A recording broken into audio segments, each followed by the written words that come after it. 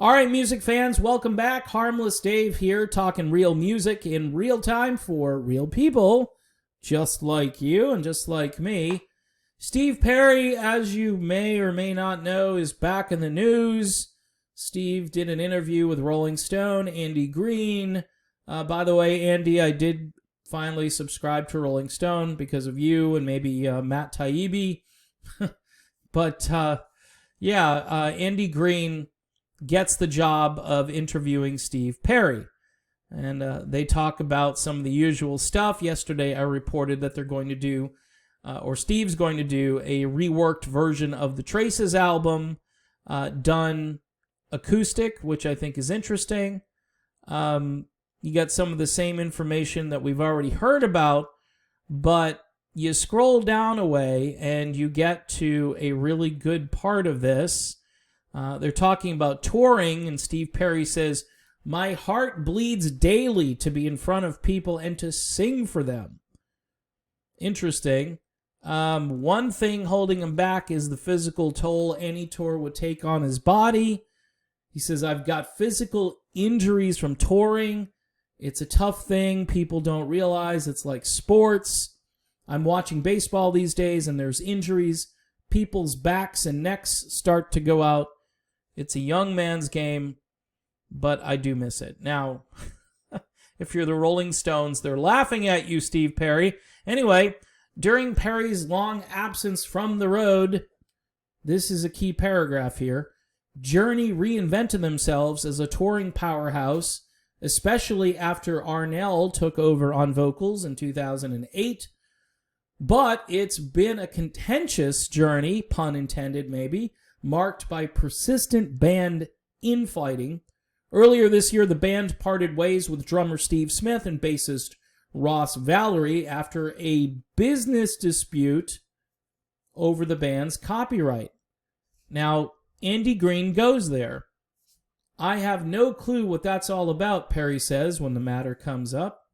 "I've been out of that band since May of 1998. Here's an educated speculation, guess, whatever. I think Steve Perry knows what this is about. I think he knows what it's about. Back in March, I was reporting, and pretty much everybody was talking about this, that former Journey singer Steve Perry has apparently sided with Ross Valory and Steve Smith in their dispute with their now former band. Okay, he's apparently sided with Valory and Smith. Perry has for decades not been on speaking terms with Neil Schon and Jonathan Cain. This dates back to, hey, we're going to go look for other singers. That's what this is about, from what I can tell. There may be more to it than that, but, you know, Steve is diplomatic. He showed up at the Rock and Roll Hall of Fame. I think he wanted to get some credit where credit was due. I think there was tension. Jonathan Cain and Neil Schon and himself, there was definitely tension, but it seemed as though he was getting along with Neil Schon really well.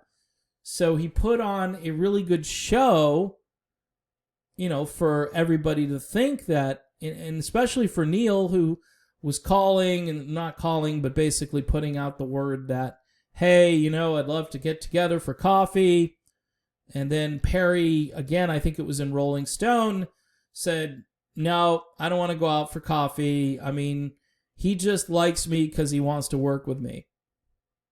And so that doesn't sound like real friendship to me. I'm paraphrasing, but that's kind of the way it went down. In this article, it goes on, Journey says in a lawsuit against Smith and Valory that the scheme was a mistaken attempt to take control of Journey's trademark. And we've been talking about this, and there's supposed to be a date. Now, with all this COVID stuff, a lot of these court dates have been postponed and moved and so forth. Nightmare Productions held a board meeting in late January in which they voted to expand the board's membership from just Sean Cain and Valory to include Smith, Perry, and Journey's first manager, Herbie Herbert, who assembled the band.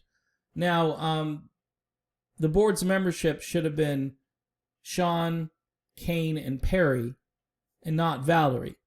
There are two agreements. There was one agreement that those three guys set up in the mid-1980s. I think that's called the Elmo Agreement, from what I remember.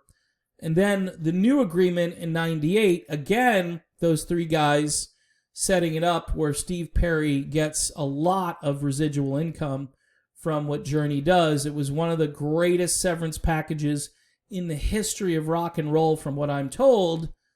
So Perry doesn't have to really do anything. He can just stand back and let these guys work.